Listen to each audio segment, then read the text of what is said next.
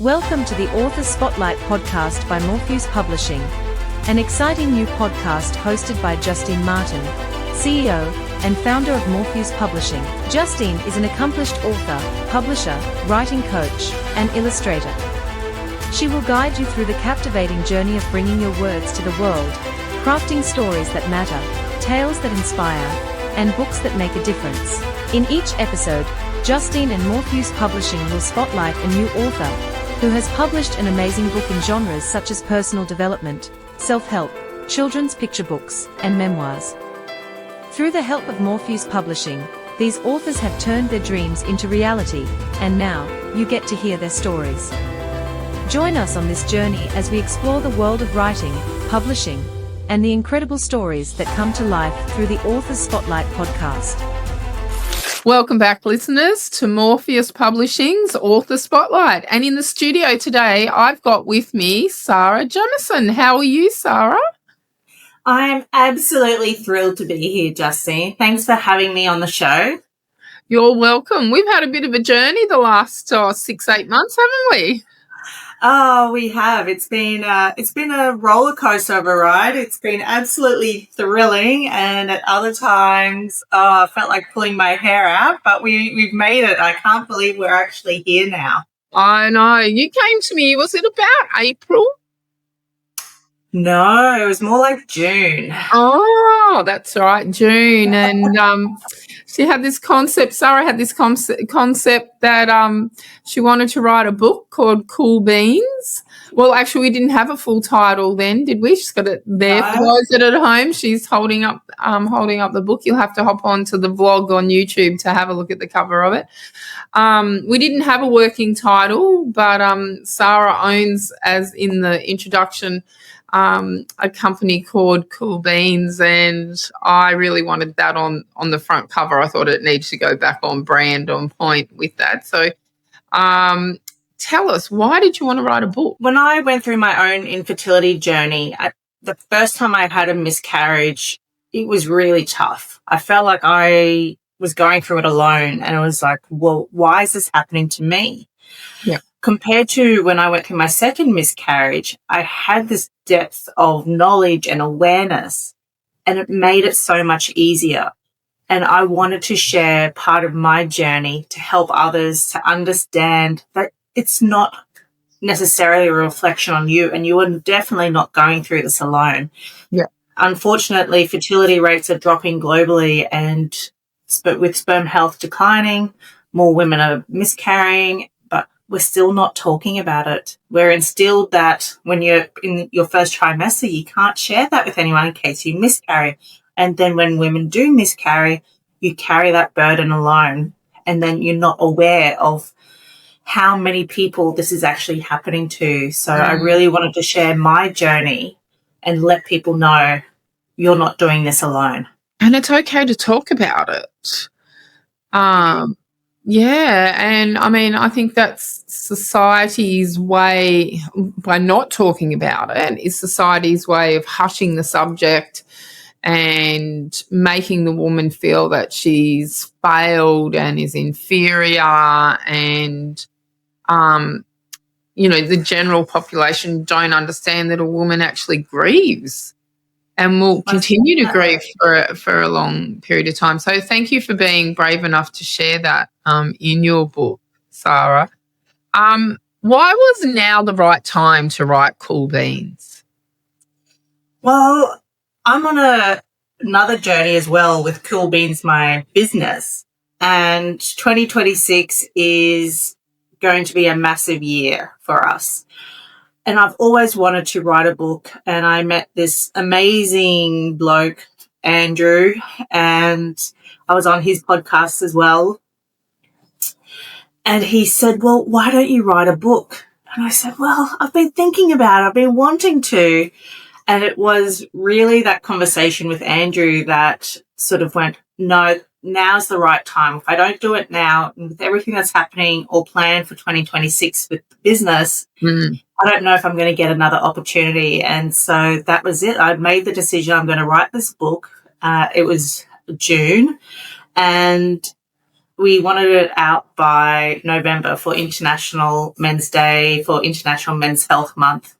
And we somehow managed to get that done. We did with a somehow lot of manage. help from you. I won't lie here. It was one of the most challenging ones that Morpheus has done in timeline in trying to get it done. So, listeners, it was written, edited, and published in a very short period of time. And there were lots of late nights for Saara and lots of late nights for me and the editor and everything in getting it done. But it is an exceptional book and one that I'm very proud of. I know that you're proud of as well, Saara. So your book is deeply personal. What was the hardest part to write? Sharing my journey. Because of the business, I have shared my journey a fair bit, and that wasn't so challenging. But it was definitely going back then and remembering everything that Jordan, my husband, had done to support me on this journey. And that is something I don't usually talk about much. And actually going back through the miscarriages and documenting not just my part, but Jordan's part in that. I found that maybe not challenging, but it definitely made me reconnect and go back to that time and appreciate everything that Jordan had done. And then all the stories that we have heard about from a lot of women about how do you get your partner to be more involved? How do you have these conversations with them? And it made me realize how fortunate I was when I went through my infertility journey to have such a supporting role. Having Jordan having such a supporting role in our fertility journey and just being there every step of the way. So how did revisiting the loss and the fertility struggles affect you while you were writing?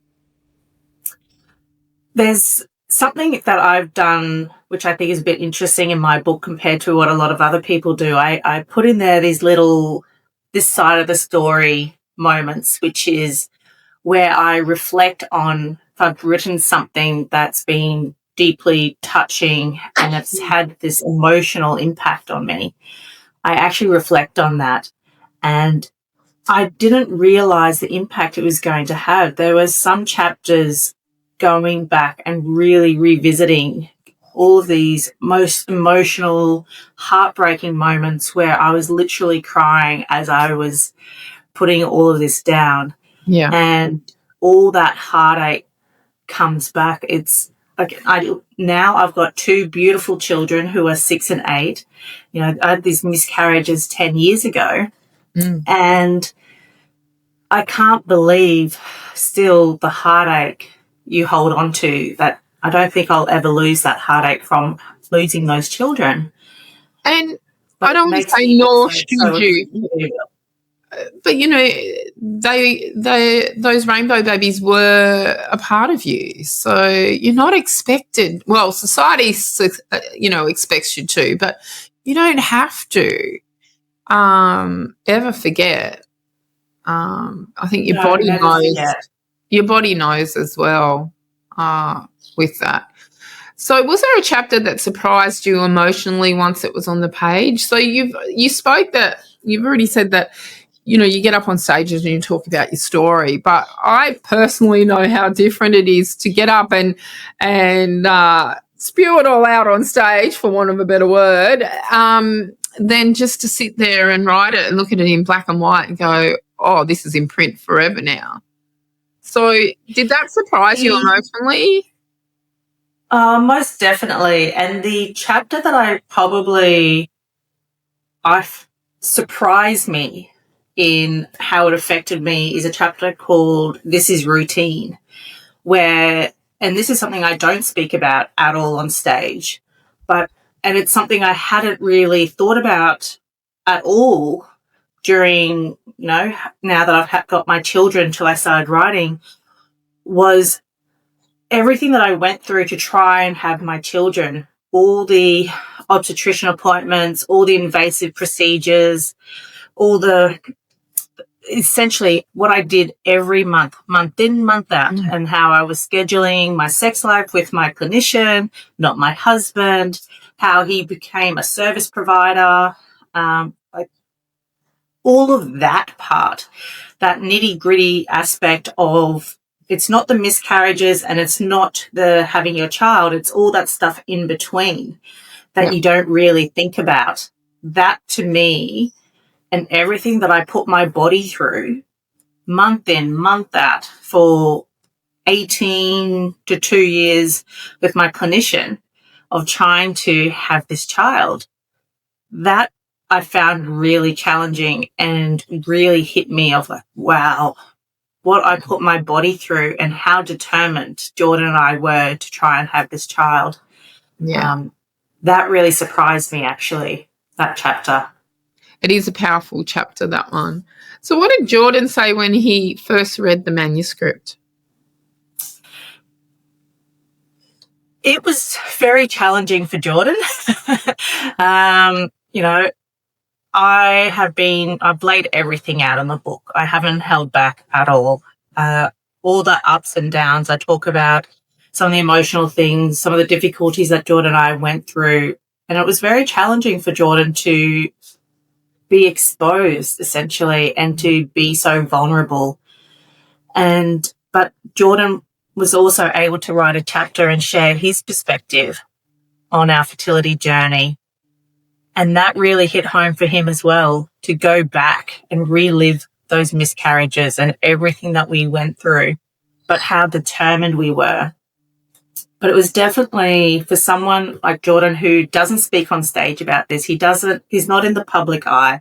It was definitely a big ask for him, for me to be able to put our story, our journey, all down on paper to share with the world. Mm.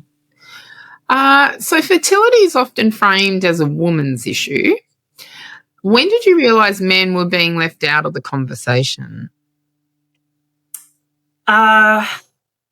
So I had my first miscarriage on my 29th birthday.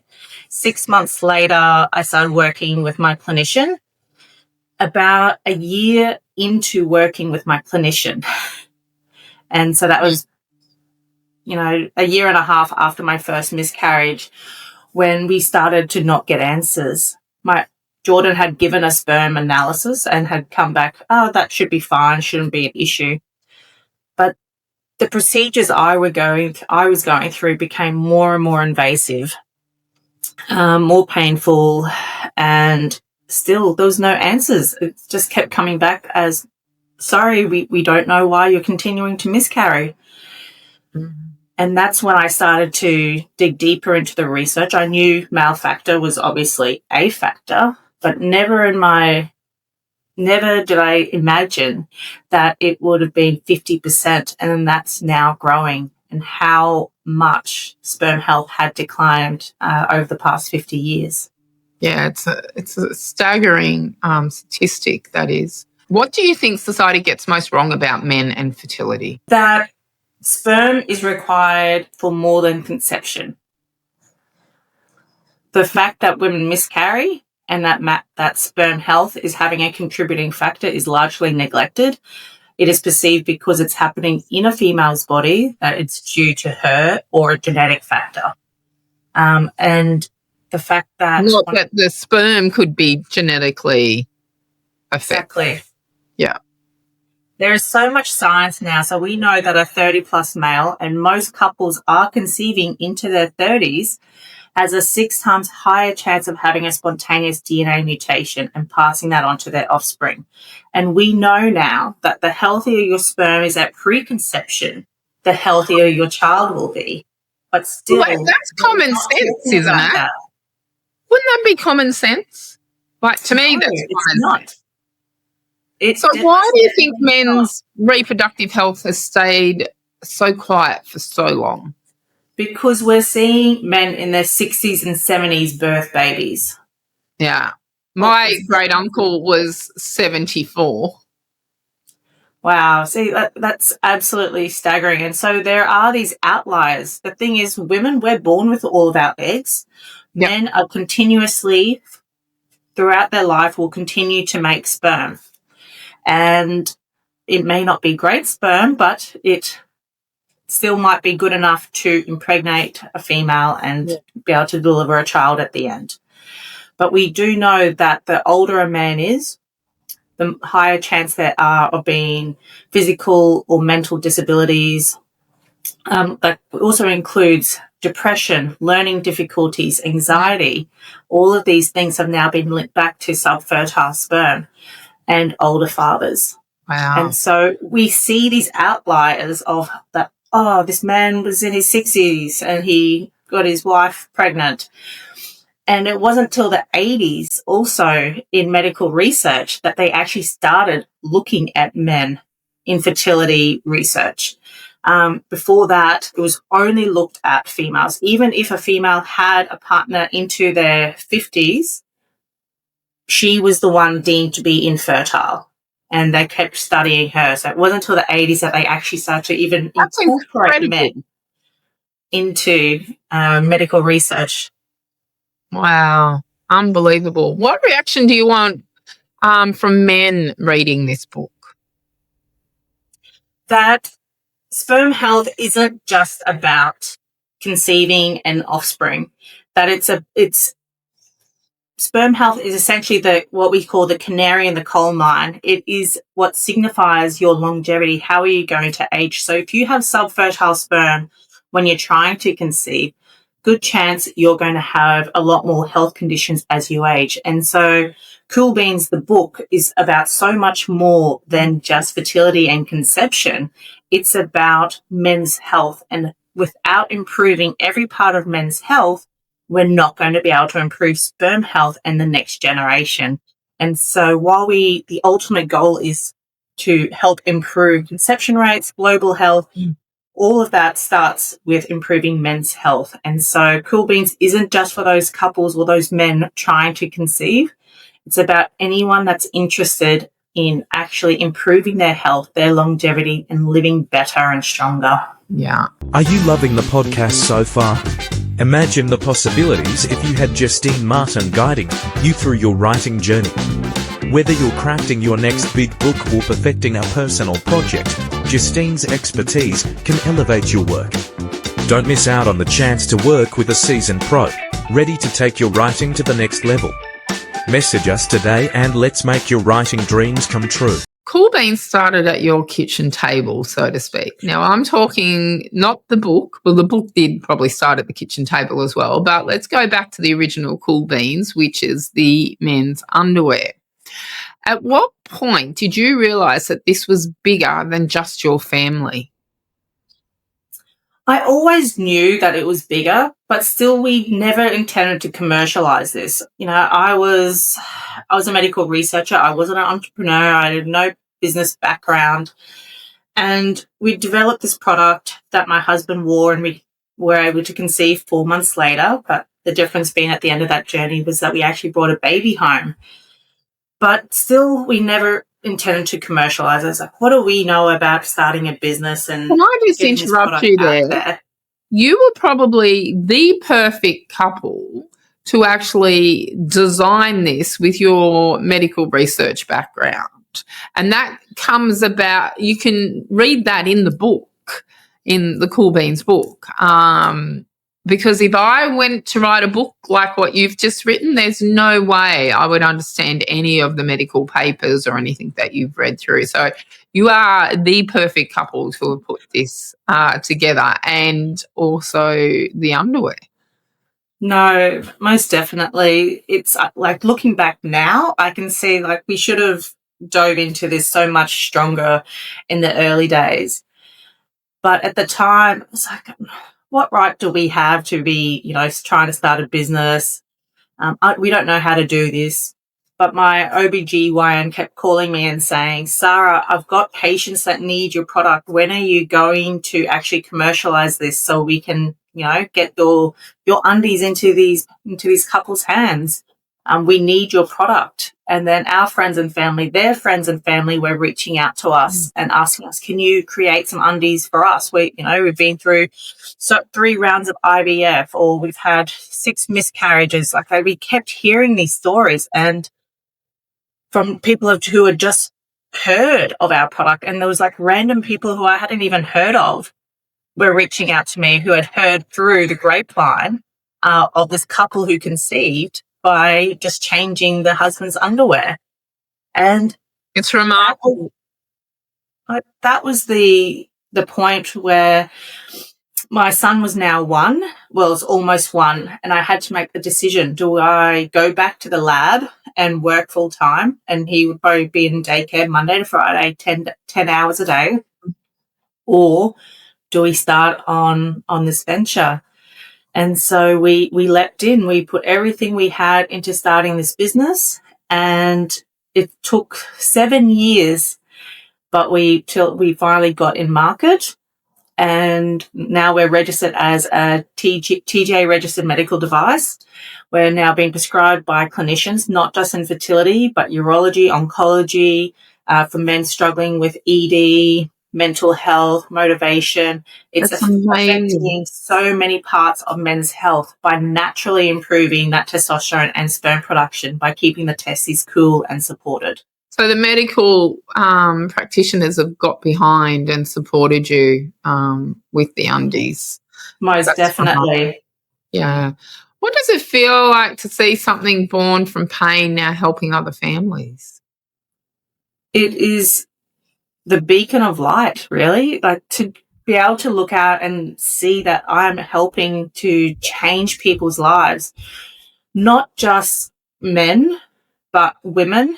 And now that next generation coming through, we've had couples that have been through 6 rounds of IVF and still not be able to conceive, start wearing Cool Beans and then have conceived naturally.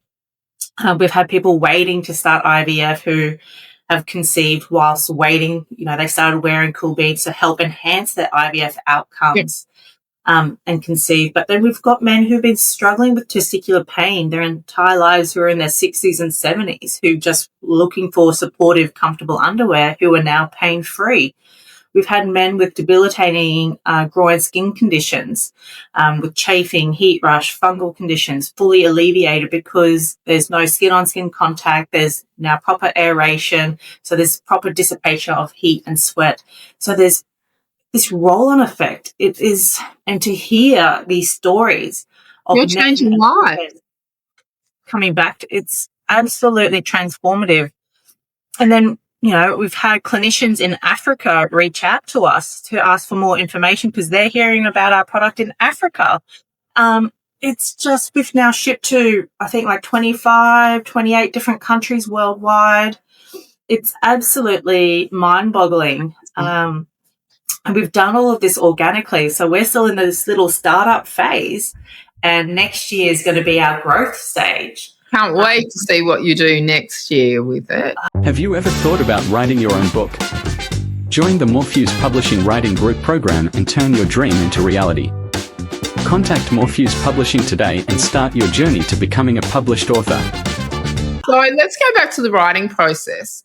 You didn't use a ghostwriter. Why was it important that this book be fully your voice? No one can share your story like you can. But the Cool Beans is so much more than my story. It's intertwined with all of these other stories that we've heard from other couples, from men and women. And so I have been through this entire process myself. I've spoken to so many different couples, and I've been to trade shows where I've spoken to these people. I've seen the reaction on men's faces where they literally do a Yui when their wives are pulling them over to come talk to me, and to be able to see the reactions from men in person as well as through the computer, through emails, and to be able to navigate that emotional story of what men actually go through and the effect that fertility is perceived to have on masculinity. No one can incorporate that into a story without that lived experience and understanding. So it was so important for me to be able to write this myself and to put everything that I have seen from men and women and couples, clinicians, all onto paper myself. It's something that you can't get someone else to write for you. What did writing teach you about yourself that you did not expect?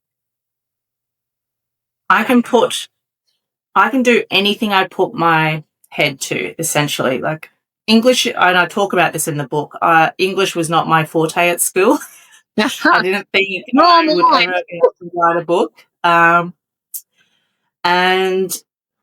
But then again, I never thought I would develop a global first innovative men's product. There's all of these things you think you can't do, but when you actually believe in yourself and say, no, I will do this, it's amazing what you actually can do. Was there a moment you almost stopped writing? I didn't have time to even contemplate that. That's what I was just thinking, but I'm like, she'll say no to this. Like, I had to tell you to stop writing at some point, if I remember rightly. Say, sorry, you need to go to bed. You need to stop writing tonight and get an early night. Because I think it's about Yeah, I think you might on about 3-4 hours sleep for weeks every night from it, didn't you? Yes. What kept you going when it felt too hard? Because I know that it wasn't an easy journey in doing it. We're not going to glorify this and say, oh, it just all flowed out, it was very easy and that, because it wasn't. What kept you going when it got hard? My kids. And that's why we do what we do. The book, the underwear, everything is about my kids. I am petrified that when my kids get to that point and want to be able to conceive, that they're not going to be able to. And it's not enough for me to just focus on my kids' health and educate them, because they need partners in the world. And then what about their children? And then the next generation again after that. So the only way for me to help my children be able to conceive and have healthy children is by tackling the global men's health and fertility population. So the better we can educate men and couples globally, because this is something I talk about a lot in the second half of the book, is about that next generation and how you actually start educating if you do have children, or if you're around nephews and nieces, or maybe you're a coach. How can we start instilling this education and awareness into that next generation now to help preserve their health? Because Today societally, we're living so differently. Everything is having an impact. Our food isn't as nutritious as it used to be. We've got microplastics everywhere. We've got chemicals. We've got radio frequencies. Everything's having an impact. And, the big one that we are tackling is that sedentary lifestyle. We're just as, with technology, computers. We're lazy. We are spending far too long being seated, and that is having a detrimental impact on men's health, not just fertility, but mental health. Everything. Looking at testosterone levels, they've decreased by roughly 25% over the last 20 years. And testosterone is responsible for pretty much every part of men's health. We know the lower your testosterone is, the more prone you are to mental health, PTSD, the impact it's going to have on your longevity, but also cardiovascular health, diabetes. All of these things are linked to testosterone. So it's so vital for everyone to understand the impact that our lives today are having on our biology. And that is part of the messaging that we have in Cool Beans, is that there's nothing wrong with you. You need, but our lives today are having a bigger impact on our biology. So if this book could influence policy, medicine, or education, where would you want it to start? Really, we need to be putting this into more education with checkups in GPs. That's where it needs to start, which then stems back to government policy, that these are things that need to be routine in annual checkups. Yeah. And the other part is a lot of men, which is what happened with Jordan and I, when if you're going through fertility and getting like a sperm analysis done, so many places do not look at DNA fragmentation. They look at the sperm, they look at how many have you got, how do they swim, and it's just the basics. When we know that DNA fragmentation is having the largest impact on miscarriages, but normally now, if you're going through IVF, they wait till after your second round of failed IVF before they then do this very simple DNA fragmentation test. And so if we want to try and improve, global health, our birth rate, decrease cardiovascular health, and all of these other issues, we need to be putting these very simple steps in place. Whether you're going through fertility, GP checkups, all of these things, it needs to be coming in at that routine level, not waiting till there is a problem and having failed rounds of IVF or waiting till health conditions diminish so severely before we start looking at these very basic levels. Wow, that's an answer. Yeah. So many of our listeners are thinking about writing their own story. What would you say to someone sitting on a book that they're just too scared to write? It's really challenging to be vulnerable. And if that's what's holding you back, end of the day, you can share your story. And you don't need to be scared. These people, they don't know who you are. But it's very liberating as well to be able to get everything that's building up within yourself and to be able to put it out there, put it, pen to paper or onto the computer. And I found it for myself. I felt a very emotionally lighter to be able to get everything that is sort of built up within myself, and you sort of just knock it back down. You don't have time to deal with that and you just move on. I found it definitely very liberating. And Saara, did you feel, because, I've recently finished my memoir and, I'm patting myself on the back for that one. It'll be out on the 1st of March, everyone, so hang on for that. But I now don't have to carry all that in my head because it's on a piece of paper. So where it was taking up space in my brain and all those memories, and not always good memories either, it's no longer there. So it was cathartic in writing it, and especially putting that last word down on the page.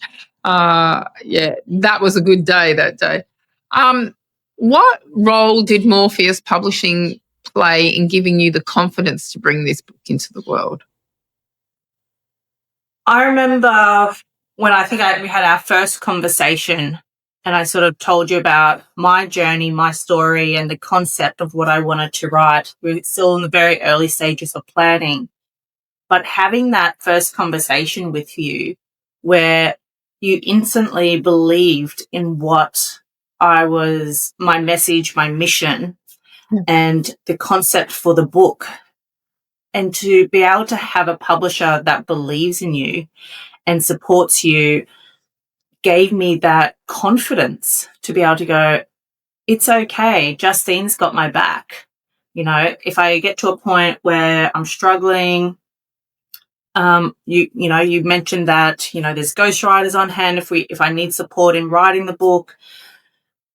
It didn't matter. I didn't have those concerns that if there are roadblocks, if something happens, I'm not doing this alone, that I had this support mechanism to help me through no matter what was going to happen ahead of me, because we don't know what tomorrow brings. No, we don't. But fortunately, I managed to get the book written and get it over to the editor, and the editor, I couldn't believe how quickly the editing process actually went through, because did that surprise you the most? Yeah, it's a thick book. It's not a small book. Well, did that surprise you the most about the publishing process, or was there something else that surprised you? I was very surprised with one, I had my deadline of I had to have this book written. Mhm. And then Morpheus also had a deadline of, okay, the book's coming and then we need to have it fully edited by this date to get it to the typesetter. Like that all just went so smoothly and quickly, and it was just easy. And it really surprised me at just how easy the whole process was once I actually got the book written and sort of said, here you go, Justine, we're done.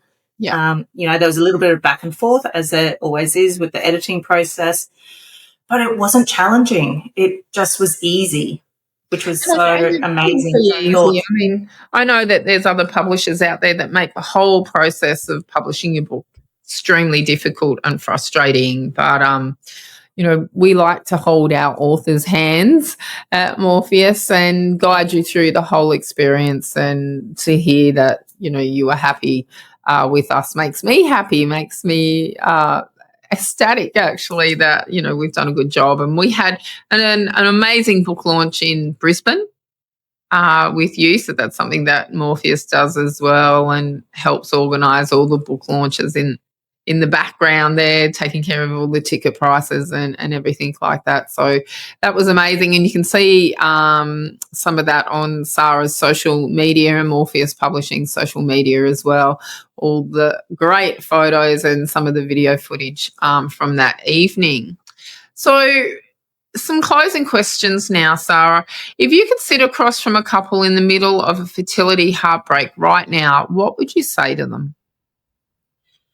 take a deep breath and have a look at what have you looked at. Have you actually looked at him and her? Because a lot of the time it is still only her. And then if you have looked at him and her, have you actually looked at DNA fragmentation on him? Because most of the time they haven't. And if we had done that with Jordan, it was 2 years pretty much into our journey before that became a real consideration. Because having that education and awareness, which is what I want you to get from the book, it's not just about my journey. It is filled with action items for him, for her, for us, all backed by clinical data. And that having that knowledge, that is the key to setting yourself up on a conception journey. Don't go into, working with an IVF clinic or a clinician blindly. Still they are, while they're the experts, they are still only human. They don't know absolutely everything. So the more you can actually educate yourself and go in with guided questions for your clinician, they can either answer them or actually go and find out the answer and help support you through that journey more. That's great advice. What does hope look like for you today? Hope is looking into the future of what my children's future is going to be. Everything I do is about creating the world to be a healthier, happier place, and bringing this education and awareness out there, and hoping that everything that I'm doing is going to have the impact that I want it to have. But it's also having those dreams and that determination that I am taking the right steps forward to make those dreams come true. Because without a dream, but the motivation to back that dream and actually work towards it, that's not enough. We need to be able to hold ourselves responsible for those dreams. And with that comes hope. Well, thank you for being on our podcast today, Saara. Where can people firstly purchase the book, and then secondly purchase the underwear? So everything is available on our website, so coolbeansunderwear.com. But you can also find us on Facebook, Instagram, LinkedIn, under Saara Jamieson and Cool Beans Underwear. And yeah, they both are available on our website and through our socials now, as well as, I believe, on the Morpheus website. Yes. But also, we are also on the Amazon website as well. So if that's more convenient. And we'll put everything in the show notes so people will have direct access with the URLs and all the links there. It's been an absolute pleasure having you in the studio today, Saara. I can't wait to see what's next with you in 2026. It'll be amazing, I'm sure, as you always are amazing in everything that you do. No, thank you. It's very exciting year ahead for us, and I can't wait to see where we're going to be this time next year. Hopefully Let's get we'll you be back in on. the States. Let's get you back on in 12 months' time and we can chat about it. There might be another book. Great. I'll work on it, listeners, on that one. So if you're sitting there and you want to write your own book, get in contact with Morpheus Publishing and we can help you to guide along the way in writing and publishing your own book. Until next time, happy reading. Thank you for tuning in to the Author Spotlight podcast by Morpheus Publishing. We hope you enjoyed today's episode and found inspiration for your own writing journey. Don't forget to follow and subscribe to our podcast for more exciting content and author insights. Stay connected with us on social media at Morpheus Publishing and visit our website at www.morpheuspublishing.com.au to discover how we can help you bring your book dreams to life. Remember, don't wait. Take the first step now and turn your dreams into reality. See you next time.